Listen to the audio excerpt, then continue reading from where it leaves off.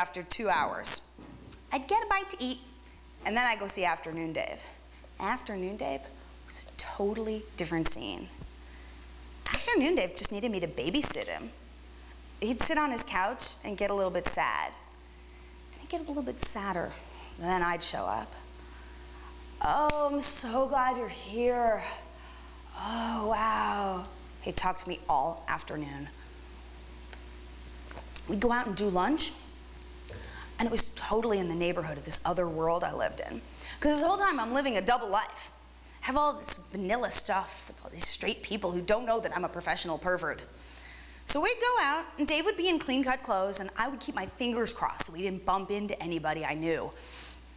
He'd tell me stories about women in Thailand, where he liked to go and run off to sometimes. One day, he told me that his favorite drug was GHB, gamma hydroxybute. Oh, it sounded interesting. I went home and looked it up on the internet. I discovered you could order a kit. So I did. It looked like the perfect solution to everything. It's used for pain management and weight control, and yeah, it makes you really high.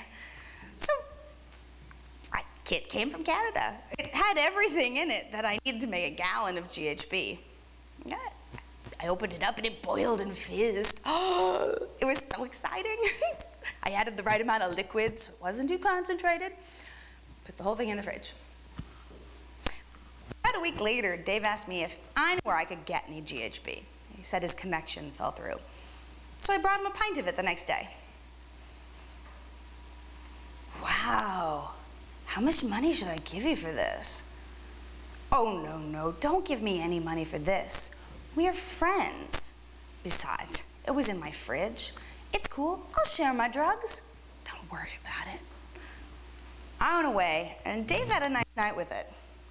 The next day I showed up, and he was completely battered from head to toe. Just bloody and pussy and swollen and bruised everywhere. Jesus, Dave, what the hell happened? Oh, I got high and fell off my bike. Come on, let's go do lunch.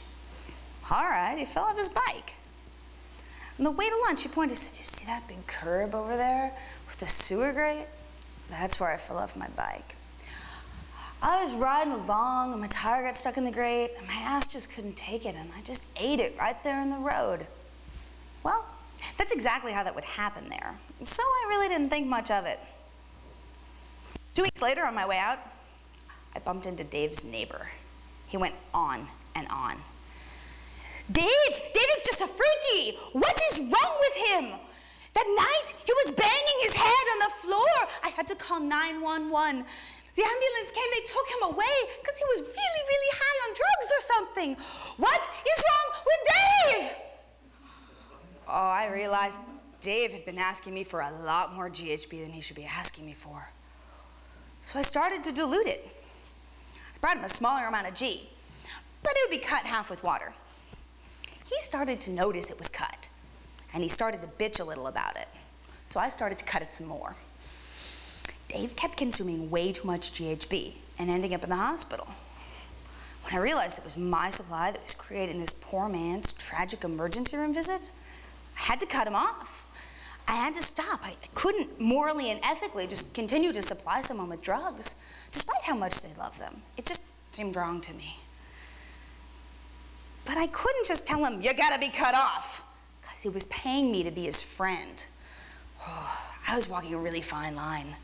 I wanted to still be able to make his money, so I just kept bringing him smaller and smaller amounts of G, cut with larger and larger amounts of water. Finally, Dave just caught a plane to Thailand, and I never saw him again.